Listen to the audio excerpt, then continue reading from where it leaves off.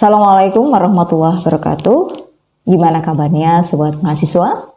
Alhamdulillah, kita bertemu lagi dalam mata kuliah Perekonomian Indonesia. Bersama saya Devi Kantiduanti.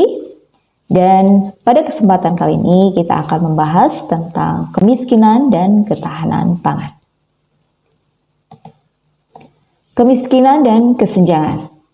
Kemiskinan merupakan ketidakmampuan dari seseorang untuk menjangkau sumber-sumber pemenuhan kebutuhan dasarnya, seperti sandang, pangan, papan, kesehatan, dan pendidikan.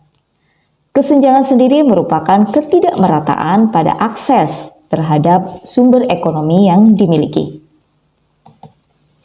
Peran pertanian dan pembangunan ekonomi. Sobat mahasiswa, sebanyak lebih dari 40% masyarakat kita masih menggantungkan hidupnya pada sektor pertanian. Pertanian sebagai penyedia bahan pangan yang bernilai gizi dan penyedia bahan mentah, memberikan peran sumbangan yang cukup besar bagi pendapatan negara. Lantas, hal apa saja yang menjadi permasalahan di dalam pertanian? Kondisi atau realitas yang ada pada masyarakat kita bahwa penurunan lahan pertanian dikarenakan pertambahan dari jumlah penduduk dan berkembangnya sektor industri sehingga pemenuhan kebutuhan pangan menjadi terbatas.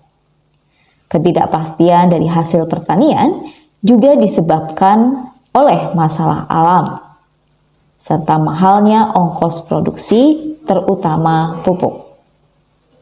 Selain itu, waktu tunggu yang relatif lama dan rendahnya teknologi yang digunakan pada bidang pertanian menjadi salah satu sebab permasalahan yang ada dalam tata kelola pertanian. Pendidikan dan keterampilan atau kompetensi yang dimiliki oleh pengelola pertanian atau petani juga dinilai masih rendah. Ketidakmenarikan di sektor pertanian bagi generasi muda saat ini dan rendahnya bargaining power pada sektor pertanian menjadi pusat permasalahan yang banyak dikaji dalam sektor pertanian. Sobat mahasiswa, bagaimana dan apa sebenarnya sistem ketahanan pangan? Mari kita simak bersama. Subsistem produksi yakni pembangunan subsistem yang diarahkan untuk menjamin ketersediaan pangan yang cukup bagi kebutuhan konsumsi. Terdapat beberapa masalah dalam subsistem ini, antara lain masalah fluktuasi harga, masalah terjadinya impor beras yang bersamaan dengan panen raya, masalah yang berkaitan dengan kebijakan tarif, kredit, dan sistem cadangan beras, dan adanya selundupan beras yang hampir tiap tahun terjadi. Selanjutnya adalah subsistem konsumsi. Indikasi yang mengukur kesadaran dan kepedulian masyarakat terhadap kualitas konsumsi pangan. Permasalahan yang ada pada subsistem ini adalah besarnya jumlah penduduk Indonesia dan terus meningkatnya permintaan. Pengembangan pangan hanya terfokus pada beras saja sehingga menurunkan pemanfaatan potensi sumber pangan yang lain. Penerapan teknologi pengolahan pangan lokal yang belum mampu untuk mengimbangi impor sehingga masyarakat cenderung tertarik untuk mengonsumsi pangan impor. Subsistem selanjutnya antara lain subsistem ekspor dan impor. Perkembangan pasar internasional sangat mempengaruhi pilihan kebijakan pangan domestik, baik produksi maupun harga. Kondisi menyebabkan ketimpangan dalam penguasaan pangan yang cenderung dikuasai oleh negara-negara maju.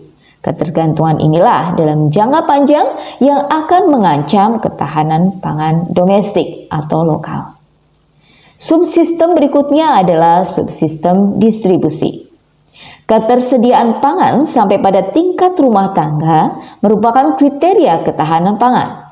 Permasalahan yang terjadi dalam subsistem ini yakni belum memadainya distribusi antar pulau, kelembagaan pemasaran hasil pangan yang belum mampu berperan baik dalam menstabilkan harga.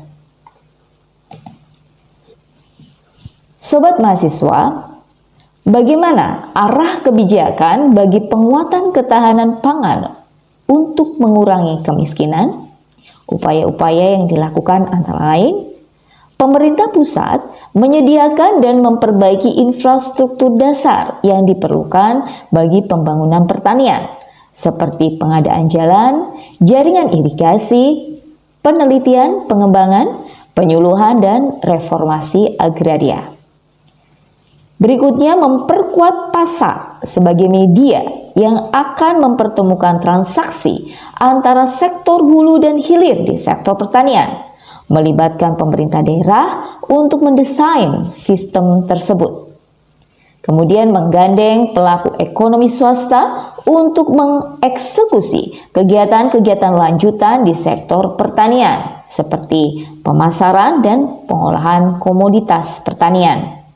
Selanjutnya, upaya untuk peningkatan kesejahteraan bagi petani sehingga dapat terbentuknya penguatan, ketahanan, dan ketersediaan pangan yang cukup.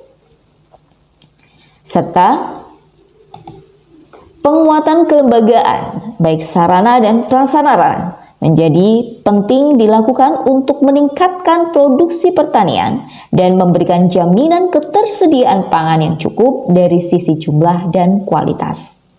Berikutnya adalah peningkatan kapasitas produksi dan penyediaan bibit unggul seperti pupuk dan obat-obatan yang memadai. Pemanfaatan iptek di bidang pertanian mengharuskan untuk menyesuaikan kebutuhan lokal dan disosialisasikan kepada masyarakat melalui pendampingan di lapangan pertanian. Kemudian bagaimana peran pemangku kebijakan atau pemangku kepentingan dalam pembangunan ketahanan pangan? Antara lain, kebijakan dan program pemerintah hendaknya dapat menjawab berbagai permasalahan dan tantangan, serta mampu untuk menjembatani berbagai peluang dan potensi yang dimiliki di sektor pertanian ini. Mengharmonisasikan dan sinergis antara pemerintah, masyarakat, dan swasta menjadi kunci keberhasilan dalam pembangunan pertanian dan ketahanan pangan. Diperlukannya political will untuk melaksanakan program dan masyarakat yang proaktif.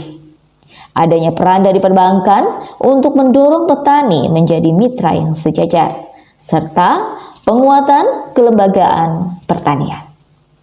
Demikian pemaparan dari materi kita tentang ketahanan pangan, dan materi tentang kemiskinan ini akan menjadi pemantik dalam diskusi di ruang kelas kita. Terima kasih, saya Dia Pikanti Duwanti. Kita ketemu lagi pada pembelajaran materi berikutnya. Assalamualaikum warahmatullahi wabarakatuh.